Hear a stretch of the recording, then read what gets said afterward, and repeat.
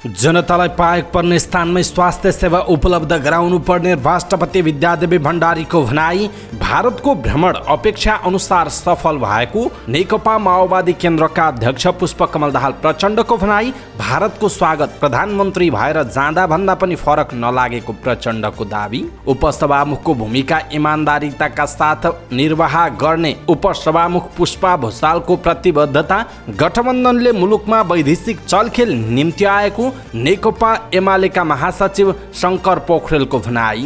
गृहमन्त्री बालकृष्ण खाँडद्वारा काठमाडौँको भ्रिकुटी मण्डपस्थित आगलागी भएको गोदामको अवलोकन। कोभिड संक्रमण केही वृद्धि भए पनि नियन्त्रण गर्न सरकार सक्षम रहेको स्वास्थ्य तथा जनसङ्ख्या मन्त्री भवानी प्रसाद खापुङको दावी। पूर्वाधार कर बापतको 60 करोड रुपैयाँ आयल निगमलाई उपलब्ध गराउने नेपाल सरकारको निर्णय। संसदीय छानबिन विशेष समितिले अर्थ मन्त्रालयका उच्च अधिकारीसँग गर्यो सोधपुछ। भारतबाट घटेर आयो डिजेल र पेट्रोलको भाउ। नेपालमा अब घट्छ कि घट्दैन त यसको बारेमा पुरै जानकारी। पानी नपर्दा देशभर रोपाई प्रभावित। 65% क्षेत्रफलमा भयो रोपाई। जुम्लाका 143 भेडा पालकले पाए गोठालो भत्ता। मृगौला बेचबिखनमा संलग्न 5 जना पक्राउ। नक्कली दस्तखत गरेर अर्काको खाताको पैसा निकालेको आरोपमा 1 जना पक्राउ।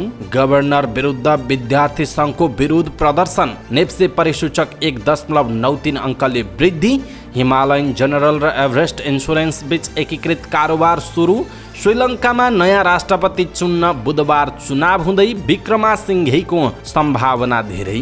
पश्चिमा देशका लागि चीन सबैभन्दा ठुलो खतरा रहेको बेलायती पूर्व प्रधानमन्त्री टोनी ब्लेयरको भनाई। क्यानको बारेमा अनुचित बोल्दा सांसदकै कद घटेको क्यानका अध्यक्ष चतुरबहादुर चन्दको दावी। एसियन फिजिक्स च्याम्पियनसिपमा नेपालले जित्यो कांस्य पदक। र समाचारको अन्त्यमा समाचार पार्टी हेल्थ टिप्स अन्तर्गत आज हामी घिउ कुमारीका 7वटा फाइदा के हुन् यसको विषयमा जानकारी दिनेछौँ। हामीलाई अन्तिमसम्म हेर्नुहोला।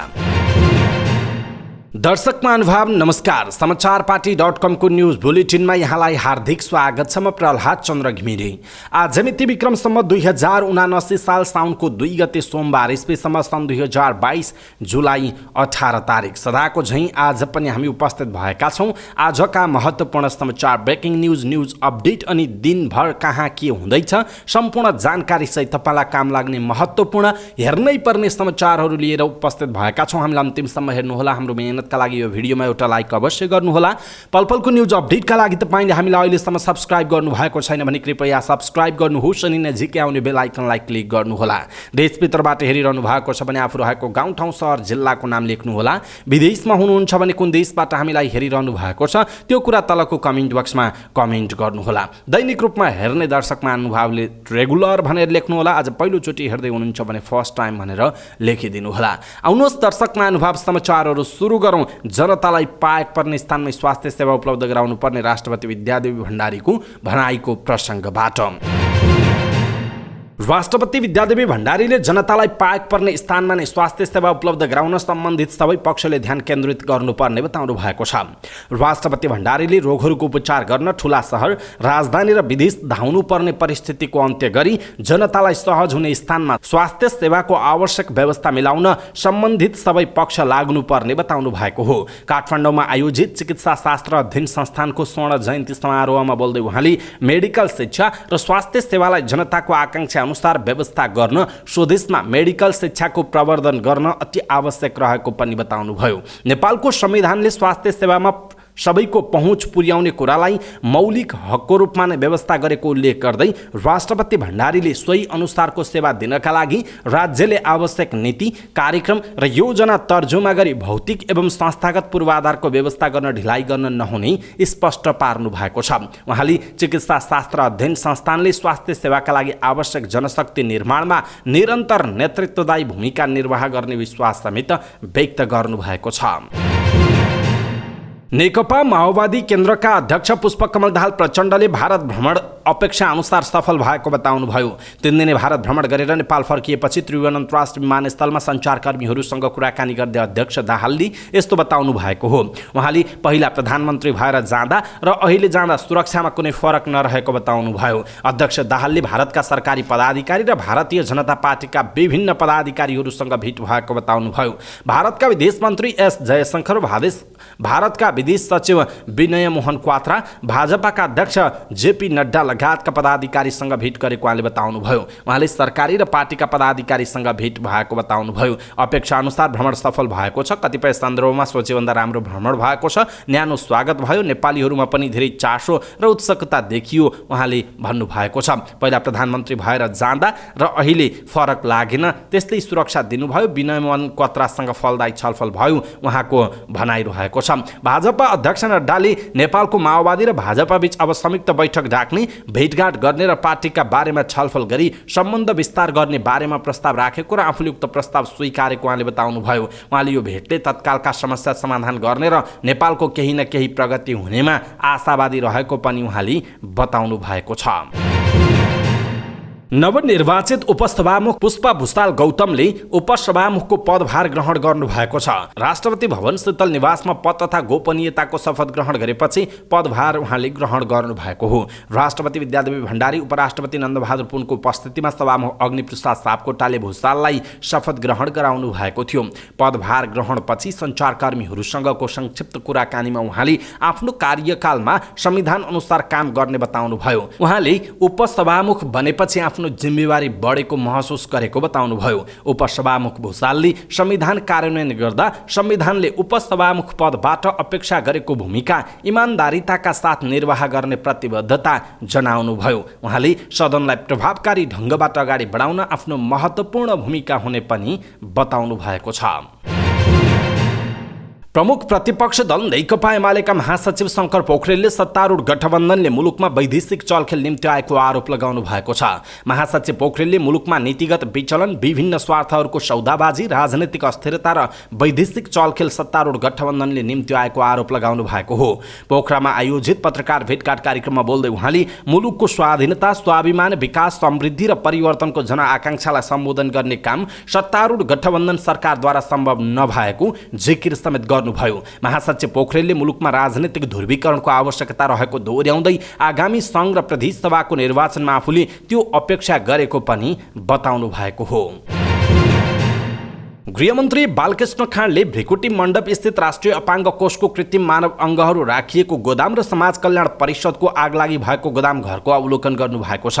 गृहमन्त्री खाँडले समाज कल्याण परिषदको आगलागी भएको गोदामको अवलोकन गर्नुभएको हो। आगलागी भएको गोदामको अवलोकनपछि सञ्चारकर्मीहरूसँग कुराकानी गर्दै गृहमन्त्री खाँडले परिषदलाई चाँडै सरकारले सामग्रीहरू हस्तान्तरण गर्ने बताउनुभयो। उहाँले कसरी आगो लाग्यो भन्ने बारेमा वास्तविकता पत्ता लगाई राष्ट्रिय विपद न्यूनीकरण तथा व्यवस्थापन प्राधिकरणको माध्यमबाट परिषदलाई जलेका सामग्रीहरू दिने बताउनुभयो। गृहमन्त्री खाँडले राष्ट्रिय विपद न्यूनीकरण तथा व्यवस्थापन प्राधिकरणबाट नै परिषदको सामग्री व्यवस्थापन गरेर जलेर नष्ट भएका सामग्रीहरू परिषदलाई चाँडै हस्तान्तरण गर्ने कार्ययोजना रहेको पनि बताउनु भएको छ।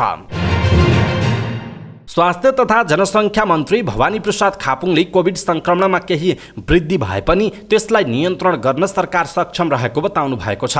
कोभिड महामारीको संक्रमण पछिल्लो समय बढेर गइरहँदा मन्त्री खापुङले त्यसलाई नियन्त्रण गर्न नेपाल सरकार सक्षम रहेको दावी गर्नुभएको हो। चिकित्सा शास्त्र अध्ययन संस्थानले काठमाडौँमा आयोजना गरेको एक कार्यक्रममा बोल्दै उहाँले कोभिड विरुद्धको खोप लगाउन छुटेकाहरूलाई नजिकको स्वास्थ्य संस्थामा गई लगाउन पनि आग्रह गर्नुभयो। त्यस अवसरमा मन्त्री खापुङले कोभिड महामारीको दरमा पछिल्लो समय केही वृद्धि भएको उल्लेख गर्दै स्वास्थ्य मापदण्डको पूर्ण पालना गरेर त्यसको संक्रमणबाट बच्न पनि सबैलाई आह्वान गर्नुभएको छ। सरकारले पेट्रोलियम पदार्थमा पूर्वाधार कर बापत मूल्य समायोजन भएको रकम 59,86,80,000 रुपैयाँ अनुदान स्वरूप उद्योग वाणिज्य आपूर्ति मन्त्रालय मार्फत नेपाल आयल निगमलाई उपलब्ध गराउने भएको छ।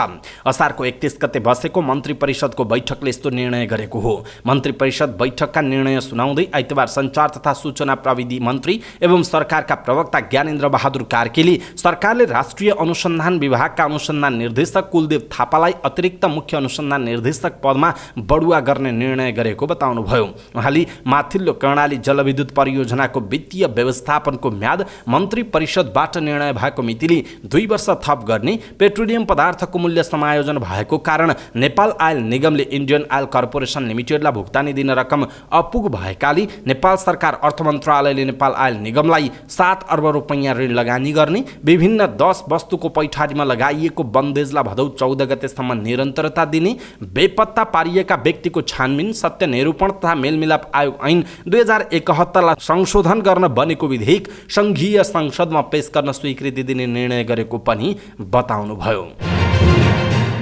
पूर्व अर्थमन्त्री जनार्दन शर्मामाथि छानबिन गर्न बनेको संसदीय छानबिन विशेष समितिले अर्थ मन्त्रालयको सीसीटीभीसँग सम्बन्धित इन्जिनियरसँग सोधपुछ गरेको बताएको छ।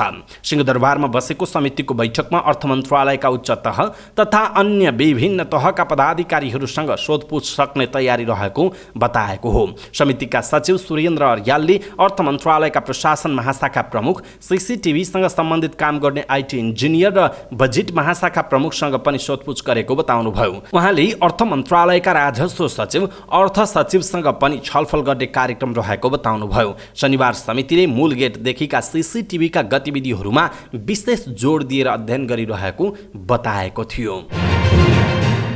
अन्तर्राष्ट्रिय बजारमा कच्चा तेलको मूल्य घट्दा प्रशोधित पेट्रोलियमको मूल्यमा पनि गिरावट आएको छ, जसका कारण भारतबाट खरिद गर्ने पेट्रोलियम पदार्थको मूल्य पनि घटेर प्राप्त भएको नेपाल आयल निगमले जनाएको छ। 16 जुलाईमा भारतीय आयल कर्पोरेसन आइओसीबाट प्राप्त नयाँ मूल्य अनुसार पेट्रोलमा 15 रुपैयाँ 60 पैसा र डिजेलमा 16 रुपैयाँ मूल्य घटेको निगमका प्रवक्ता विनितमणि उपाध्यायले बताउनुभयो। घटेको मूल्यपछि पनि निगमलाई पेट्रोलमा 14 रुपैयाँ र डिजेलमा 22 रुपैयाँ घाटा रहेको उहाँको दाबी रहेको छ। अन्तर्राष्ट्रिय बजारमा मूल्य घटेका कारण निगमलाई केही राहत भएको छ। उहाँले थप्नुभयो, निगमको नोक्सानी घट्नु पनि देश र जनतालाई फाइदै हो, तत्कालै मूल्य घट्ने जस्तो अवस्था भने कम छ। गत जुलाई 1 मा प्राप्त नयाँ मूल्य अनुसार निगमलाई खाना पकाउने ग्यासमा अझै प्रति सिलिन्डर 582 रुपैयाँ घाटा रहेको पनि उहाँले बताउनुभयो। घटेर आएको नयाँ मूल्यपछि पनि निगमलाई महिनामा झन्डै 4 अर्ब 32 करोड घाटा रहेको उहाँको भनाइ छ। भारतले खरिद गरेर नेपाललाई बिक्री गर्ने ब्रेन्ट क्रुड आयलको मूल्य पछिल्लो 2 सातामा $12 जतिले घटिसकेको जनाइएको छ। असारको अन्तिममा आएर पानी पर्न छोडेपछि त्यसको असर मधेस र 1 नम्बर प्रदेशमा धान रोपाइँमा असर परेको छ। कृषि तथा पशुपक्षी विकास मन्त्रालयका अनुसार धान खेतीको हब मानिने क्षेत्रमै कम मात्रामा रोपाइँ हुँदा यस वर्ष असारमा गत वर्षभन्दा 11% कम मात्रामा रोपाइँ भएको छ। असारको 32 सम्म देशभर कुल 9,70,484 हेक्टर क्षेत्रफलमा रोपाइँ सकिएको छ, जुन कुल रोपाइँ हुने क्षेत्रफलको 65% हो। गत वर्ष यो अवधिमा 11,22,807 हेक्टर क्षेत्रफल अर्थात् 76% मा रोपाइँ भएको कृषि मन्त्रालयका प्रवक्ता प्रकाश कुमार सञ्जेलले बताउनु भएको छ। कृषि विभागका अनुसार असार मसान्तसम्म मध्य प्रदेशमा 57, प्रदेश 1 मा 49% क्षेत्रफलमा रोपाइँ भएको छ, जबकि क्षेत्रमा गत वर्ष यस अवधिमा क्रमशः 69 र 64% क्षेत्रफलमा रोपाइँ भएको विभागका उपसचिव महानन्द जोशीले बताउनुभयो। जुम्लाका 143 जना किसानले गोठालो भत्ता पाएका छन्। पशु अस्पताल तथा पशु सेवा कार्यालयले आह्वान गरेको प्रस्तावनामा 265 किसानले निवेदन दिएका थिए। निवेदन दिएका किसानको अनुगमन गरेर कार्यालयले 143 किसानलाई भत्ता दिएको हो। स्थलगत रिपोर्ट र मूल्याङ्कन पछि मात्र 143 जनाले गोठालो भत्ता पाएको पशु अस्पताल तथा पशु सेवा कार्यालय जुम्लाका प्रमुख गोविन्द बहादुर महतले जानकारी दिनुभएको छ। कर्णाली को भूमि व्यवस्था तथा कृषि मन्त्रालयको सहयोगमा भेडा पालक किसानलाई गोठालो भत्ता दिइएको हो। कार्यालय प्रमुख महतका अनुसार 50 भन्दा धेरै भेडा पाल्ने किसानलाई मासिक 1,500 का दरले वार्षिक 18,000 रुपैयाँ भत्ता दिइएको जनाइएको छ।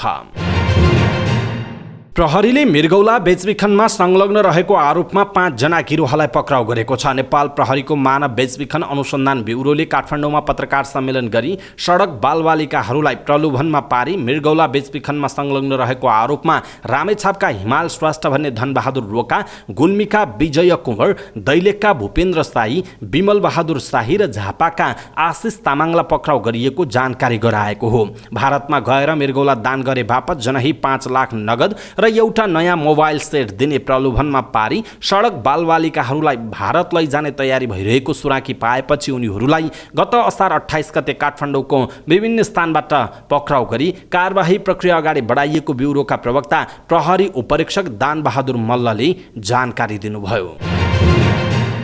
चेकमा नक्कली छाप र दस्तखतको प्रयोग गरी बैंकबाट पैसा निकालेको आरोपमा एकजना पक्राउ परेका छन्। पक्राउ पर्नेमा मकवानपुरको थाहा नगरपालिका वडा नम्बर 6 घर भई हाल ललितपुरको साधो बाटो बस्ने वर्ष 21 का वासुदेव अर्याल रहेको प्रहरीले जनाएको छ। उनीमाथि ठगी तथा कृत्य गरेको आरोपमा अनुसन्धान भइरहेको छ। अर्यालले फल्को नाइड इम्पोर्ट एन्ड एक्सपोर्ट प्रालीको नक्कली छाप र सञ्चालक प्रकाश राज भण्डारीको नक्कली दस्तखत प्रयोग गरी नेपाल एसबीआई बैंकको खाताबाट पटक पटक गरी 10,35,000 रुपैयाँ निकालेको प्रहरीको दाबी छ। अर्यालले सौरभ डङ्गलको सवारी चालक अनुमति पत्र फेला पारी सोही नाम र सोही सवारी चालक अनुमति पत्रको प्रयोग गरी रकम निकाल्ने गरेको अनुसन्धानका क्रममा खुलेको बताइएको छ। नेपाल राष्ट्र बैंकका गभर्नर महाप्रसाद अधिकारीको राजीनामा माग गर्दै विद्यार्थी संगठनले विरोध प्रदर्शन गरेका छन्। आइतबार नेपाली कांग्रेस निकट, नेपाल विद्यार्थी संघ र माओवादी निकट अनेरा सबै अखिल क्रान्तिकारीले बालुवाटारमा विरोध प्रदर्शन गरेको हो। गभर्नर अधिकारी नेकपा एमालेको अर्थ तथा योजना विभागका सदस्य भएको आरोप लागेपछि गभर्नर विरुद्ध आन्दोलन भएको हो। सरकारलाई दबाब दिएर गभर्नरको राजीनामा माग गर्न विद्यार्थीहरूले प्रदर्शन सुरु गरेका छन्। विरोध प्रदर्शनमा बोल्दै अखिल क्रान्तिकारीका अध्यक्ष पञ्चा सिंहले नेकपा एमालेले ऐन कानुन मिचेर गभर्नर अधिकारीलाई राजीनामा दिनबाट रोकिरहेको बताउनुभयो। उहाँले गभर्नरको राजीनामा नआएसम्म आन्दोलन जारी रहने पनि बताउनुभयो। राज्यको शक्तिको दुरुपयोग गरेर नेकपा एमालेले अहिले पनि काम गरिरहेको उहाँको आरोप छ। उहाँले ऐनलाई छलेर एमालेले अर्थतन्त्रको नेतृत्व गर्न दिएको भन्दै राजीनामा आउनुपर्ने माग गर्नुभयो। उहाँले नेकपा एमालेले खोटाङमा डमी एम अधिकारी खोज्न टर्च बालिरहेको बताउनुभयो। उहाँले डमीको रूपमा ल्याउन लागेका एम अधिकारी स्वीकार्य नहुने पनि चेतावनी दिनुभयो। चालू आर्थिक वर्ष तथा साताको पहिलो कारोबारको दिन आइतबार नेप्से परिसूचक सामान्य अङ्कले वृद्धि भएको छ। नेप्से परिसूचक केही दिनदेखि निरन्तर रूपमा वृद्धि हुँदै गएको छ। त्यसैको निरन्तरता स्वरूप आइतबार पनि सामान्य अङ्कले बढेर कारोबार बन्द भएको छ। आइतबार नेप्से परिसूचक 1.93 अङ्कले बढेर 2011.39 बिन्दुमा पुगेको छ। त्यस्तै सेन्सिटिभ इन्डेक्स 0.02 अङ्क बढेको छ भने फ्लोट इन्डेक्स 0.07 अङ्क र सेन्सिटिभ फ्लोट इन्डेक्स भने 0.09 अङ्कले घटेको छ। आइतबार कारोबारमा आएका 210 कम्पनीको 30,45,000 किता सेयर 1,23,24,00,000 रुपैयाँ बराबरको खरिद बिक्री भएको छ। नेप्से झिनो अङ्कले बढे पनि कारोबार रकम भने घटेको छ। नेप्सेका 13 उपसमूह मध्ये 5 उपसमूहको परिसूचक बढेको छ भने बाँकी 8 उपसमूहको परिसूचक घटेको छ, जसमा बैंक उपसमूहको परिसूचक 0.63%, लगानीको 0.91%, जीवन बिमाको 0.16%, उत्पादन तथा प्रशोधनको 0.86% र व्यापार उपसमूहको 0.42% बढेको छ। तर यता होटल तथा पर्यटन र जलविद्युत उपसमूहको परिसूचक यस दिन 1% भन्दा बढी घटेको जनाइएको छ। हिमालय जनरल इन्सुरेन्स कम्पनी र एभरेस्ट इन्सुरेन्स कम्पनी बीच मर्जर भएर आइतबारबाट औपचारिक रूपमा एकीकृत कारोबार सुरु भएको छ। आइतबार काठमाडौँमा एक कार्यक्रमका बीच नेपाली बिमाको इतिहासमा पहिलो पटक दुईवटा बिमा कम्पनीहरू मर्जर भएर एकीकृत कारोबार सुरु गरेका हुन्। हिमालयन जनरल इन्सुरेन्स र एभरेस्ट इन्सुरेन्स कम्पनी बीच मर्जर प्रक्रिया पूरा गरेर बिमा समितिले मर्जर स्वीकृति दिएसँगै आइतबारबाट एकीकृत कारोबार शुभारम्भ भएको हो। एकीकृत कारोबारको शुभारम्भ बिमा समितिका अध्यक्ष सूर्य प्रसाद सिलवालले औपचारिक रूपमा गर्नुभयो। एकीकृत कारोबारको शुभारम्भ कार्यक्रममा बोल्दै बिमा समितिका अध्यक्ष सिलवालले बिमा कम्पनीहरूमा अस्वस्थ प्रतिस्पर्धा र अहिले कायम रहेको बिमा कम्पनीको पुँजीले बढ्दै गएको दायित्व वहन गर्न नसक्ने भएकाले बिमा कम्पनीको मर्जर जरुरी रहेको बताउनुभयो। उहाँले पछिल्लो समय बिमा कम्पनीहरूले 2 रुपैयाँमा बिमा गर्ने प्रवृत्ति बढेको बताउनुभयो। अध्यक्ष सिलवालले बिमा कम्पनीले पोलिसी बेच्ने तर पोलिसी अनुसार दायित्व वहन गर्न नसक्दा सिँगै बिमाको बजार बदनाम भएको तथा बिमा कम्पनी प्रतिको विश्वसनीयतामा कमी भएकाले बीमा क्षेत्रमा धेरै सुधार गर्नुपर्ने आवश्यकता रहेको बताउनुभयो। उहाँले नेपालमा कतिवटा बीमा कम्पनीहरू चाहिन्छ भनेर अहिलेसम्म अध्ययन नै नभएको भन्दै अब बीमा समितिले अध्ययन गर्ने बताउनुभयो। अध्यक्ष सिलवालले बीमा कम्पनीहरूले अब नयाँ पोलिसीका साथ सहर केन्द्रित भन्दा जनता र ग्रामीण क्षेत्रमुखी भएर लाग्नुपर्ने बताउनुभयो। उहाँले अहिलेको अवस्थालाई हेरेर बीमा क्षेत्रको विकासका लागि निर्जीवन बीमा कम्पनीहरूले 2 अर्बको पुँजी विस्तार गर्न जरुरी रहेको बताउनु भएको छ। गम्भीर आर्थिक सङ्कटमा फँसेको श्रीलङ्कामा जुलाई 20 तारिक अर्थात् आउँदो बुधबार चुनाव हुने भएको छ। राष्ट्रपति गोटाबाया राजापाक्सेले देश छाड्दै राजीनामा दिएपछि आउँदो बुधबार नयाँ राष्ट्रपति चुन्न संसदमा मतदान हुने भएको एनडीटीभीले जनाएको छ। राष्ट्रपतिका लागि मङ्गलबारसम्म उम्मेदवारी दर्ता गर्न सकिने खबरमा उल्लेख छ। कार्यवाहक राष्ट्रपतिको समेत जिम्मेवारी सम्हालेका प्रधानमन्त्री रनिल विक्रमासिंघेले पनि उम्मेदवारी दिने तयारी गर्नुभएको छ। यस्तै मुख्य विपक्षी दलका साजिद प्रेमदासाले पनि उम्मेदवारी दिनुभएको छ। 225 सदस्यीय संसदमा पूर्व राष्ट्रपति गोटाबाया राजापाक्सेको दल पोदुजाना पेरुमुनाका 145 सांसद छन्। राजापाक्सेको दललाई अरू 7 जना सांसदको पनि समर्थन रहेको छ। राष्ट्रपति चयनका लागि 113 मत आवश्यक पर्छ। यसअघि आफू मात्रै सांसद रहँदै पनि युनाइटेड नेसनल पार्टीका सांसद विक्रमासिंघे प्रधानमन्त्री बनेका थिए। राष्ट्रपतिमा पनि विक्रमासिंघेले जित्ने पक्का जस्तै छ। प्रदर्शनकारीले भने पूर्व राष्ट्रपति राजापाक्सेकै साझेदार व्यक्ति भएकाले उनलाई स्वीकार नगर्ने चेतावनी दिइसकेका छन्।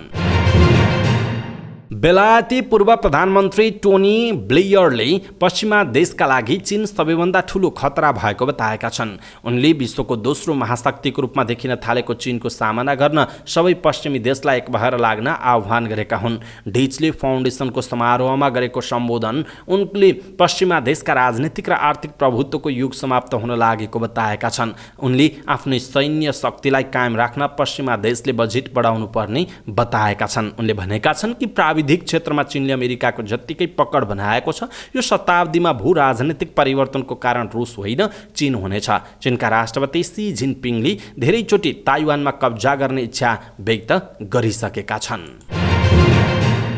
अब खेल समाचार। अन्तर्राष्ट्रिय क्रिकेट परिषद आईसीसीले आर्थिक पाटोमा लगाउँदै आएको आंशिक प्रतिबन्धबाट नेपाल क्रिकेट सङ्घ क्यान मुक्त भएको छ। अब क्यानलाई निर्वाध रूपमा आफ्ना कार्यक्रम अगाडि बढाउन बाटो खुलेको छ। यसअघि क्यानलाई सरकारको हस्तक्षेप र क्यानभित्र भएको अनियमितताका कारण आईसीसीले 2014मा निलम्बन गरेको थियो।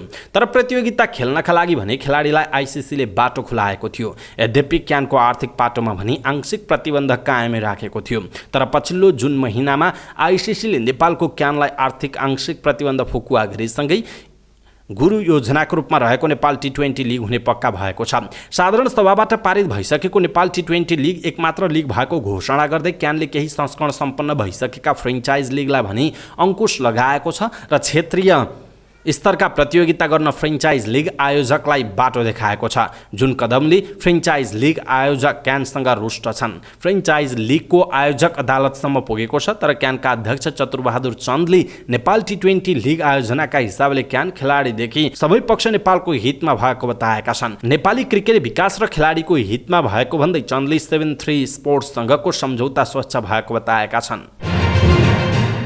मालदिप्समा भएको 54औं एसियन फिजिक्स च्याम्पियनसिपमा नेपालले कांस्य पदक जितेको छ। राजु राईले 170 सेमी समूहमा कांस्य पदक जितेको बताइएको छ। एपीएफका उदयमान खेलाडी राई जिम्नास्टिकका खेलाडी हुन्। उनले 7औं र 8औं दुवै राष्ट्रिय खेलकुदमा समान 7 स्वर्ण र 1 रजत पदक जितेका थिए। मालदिप्समा शुक्रबार सुरु भएको सप्ताहव्यापी प्रतियोगितामा 24 देशका 400 खेलाडी सहभागी भएका छन्। समाचार पार्टी न्यूज बुलेटिन अन्तर्गत पालो भएको छ समाचार पार्टी हेल्थ टिप्स। समाचार पार्टी हेल्थ टिप्समा आज हामी घिउकुमारीका साथ फाइदाको विषयमा जानकारी दिनेछौँ। हामीलाई अन्तिमसम्म हेर्नुहोला। घिउकुमारीको सेवनले गर्भाशयको रोग, पेटको खराबी, त्वचाको समस्याका साथै आँखाको घेराको कालो भाग हटाउन तथा शरीरमा रगतको कमी हुनबाट बचाउँछ। यसको सेवनले शरीरमा रोग प्रतिरोधात्मक क्षमतामा वृद्धि गर्छ। यसमा 18 धातु, 15 एमिनो एसिड तथा 12 भिटामिन तत्त्व पाइन्छ। यसलाई काटेर 3-4 चम्चा रस निकालेर खाली पेटमा खानाले दिनभर शरीरमा शक्ति र स्फूर्ति पैदा हुन्छ। शरीरको कुनै भागमा आगोले पोलेमा काटेमा यसको रस निकालेर लगाउनाले घाउ निको हुनुका साथै आराम मिल्छ। आजकल घिउकुमारीलाई कस्मेटिक प्रोडक्टका रूपमा बजारमा यसको gel, body lotion, hair gel, skin gel, साबुन, फेसियल फोम, ब्युटी क्रिमका रूपमा पनि उपयोगमा ल्याइएको पाउन सकिन्छ। घिउकुमारीको सेवनले शरीरमा चिनीको मात्रा सन्तुलन गराउँछ, जसले मधुमेहका बिरामीलाई पनि लाभदायी हुन्छ र यसको सेवनले आन्द्रा र शरीरमा भएका विकार पदार्थ चाहिँ हटाउँछ। दर्शक महानुभाव, आज हामीले घिउकुमारीका 7 फाइदाको विषयमा जानकारी दियौँ। तपाईँलाई कस्तो लाग्यो आफ्नो धारणा तलको कमेन्ट बक्समा कमेन्ट गर्नुहोला र सबै नेपालीहरूमाझ यो हेल्थ टिप्स पुर्याउनका लागि यो भिडियोलाई सक्दो सेयर गर्नुहोला। हवस् त दर्शक महानुभाव, आजका महत्त्वपूर्ण समाचार, ब्रेकिङ न्युज अपडेटहरू यति नै। हामीले प्रस्तुत गरेका यी समाचारहरूप्रति तपाईँको धारणा के छ? आफ्नो धारणा तलको कमेन्ट बक्समा कमेन्ट गर्नुहोला। हाम्रो मेहनतका लागि यो भिडियोमा एउटा सानो लाइक अवश्य गर्नुहोला। दर्शक महानुभाव, पलपलको न्युज अपडेटका लागि हाम्रो च्यानललाई सब्स्क्राइब गर्नुहोस् अनि नजिकै आउने बेल आइकनलाई क्लिक गर्नुहोला। पलपलको न्युज अपडेटका साथ फेरि हाम्रो भेट हुनेछ। तपाईँ समाचार पार्टी हेर्दै गर्नुहोस्। नमस्कार।